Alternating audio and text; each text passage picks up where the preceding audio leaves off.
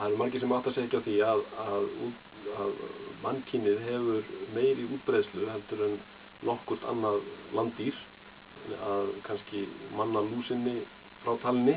Hún hefur farið með mönnum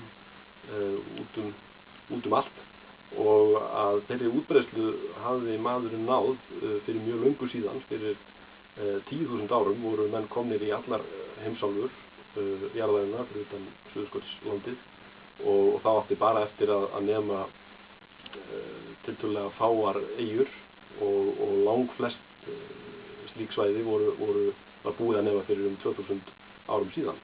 Og þegar landafundurnir hófust fyrir 500 árum, þá var varla til sá lófastóri blettur á jörðinni þar sem menn hefðu einhvern tímann komið og numið land. Og menn hafði þetta velt fyrir sér ástæðanum fyrir þessu. Af hverju ósköpunum hafa menn dreifst svona víða? Hvað það sem veldur?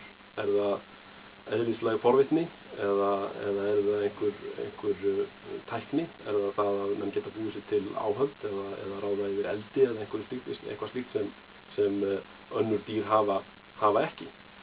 Og einnig eru ýmsar hugmyndir sem snúa því að hversu miklu leyti umhverfið, loftslag og breytingar í umhverfi hafa eiginlega rekið menn áfram, eru ástæðurnar fyrir einstökum landafundum og landnámum, liggja þær í einhverjum slíkum breytingum.